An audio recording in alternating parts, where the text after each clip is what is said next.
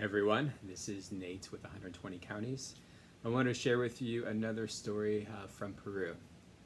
This story is actually amongst our group itself, one of the worship moments that we had before actually going out onto the field. When I went on this trip, I actually didn't know anyone. I met the leader briefly at a conference that he spoke at, but had no personal connection to him. Just kind of went on faith that the Lord told me to go, and so I went. And on the second morning, we had a worship session.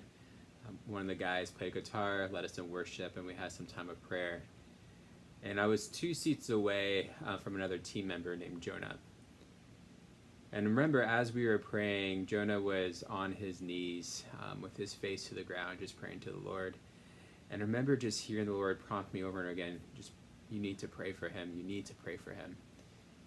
What's interesting for me is that sometimes it's so much easier to pray for strangers, or maybe pray for people that I know really well, but people that I'm acquainted with, or maybe getting to know a little bit, I almost want to shy away. Some of it is in fear of maybe ruining the relationship, or maybe being misunderstood, or maybe just not wanting to be that guy, that spiritual guy within the relationship.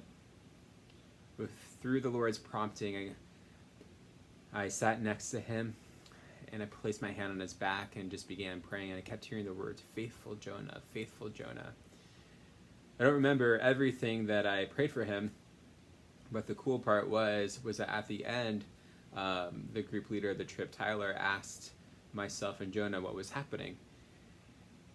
And I kind of told him I just had this vision of Jonah standing on the mountainside, just proclaiming that the Lord is good and about what the Lord has done, and that he is faithful, and that he is a king of regions, and that he will go to those regions and bring the gospel.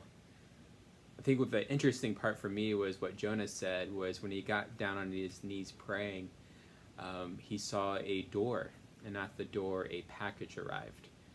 And Jonah asked, "Where is the package from?" And it said that the package was from Kentucky. I was the only person from Kentucky, and I was the one to respond to the Lord's calling and place my hand on his back and just prophesied over him and to encourage him and give him strength. But I wonder what would happen if I never placed my hand on his back. Maybe I would have responded later and prayed for him, but in obedience, he got on the floor on his knees and bowed before the Lord, asking him to stir up his heart. And in obedience and moving past my fear, I was able to pray for him. And for me, this is such a huge lesson of what it means to be about the body of Christ, that we all have different gifts, but no matter their gifts, no matter the ages, I'm about 15 years older than him, no matter the gender, no matter the race, whatever it is, that we need to respond to what his Spirit is telling us to. And as we do this, we spur each other on so that we can go in the great mission.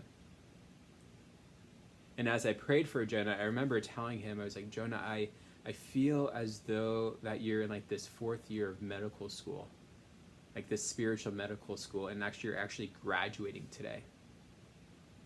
And that afternoon, Jonah was praying for a man who really couldn't see and placed 2 thumbs on his eyes.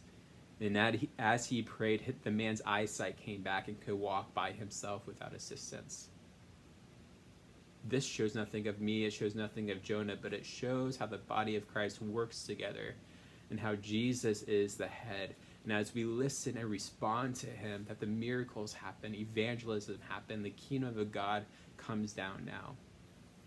So I encourage you, if Jesus is prompting you to do something, if the Spirit is saying, "Hey, text this person, give this person a call," maybe you're being prompted to go buy a gallon of milk and bring it to someone's house, maybe someone's house you don't even know. I encourage you to do those things. Listen to his voice and lead out. Be Christ to the people this Christmas season.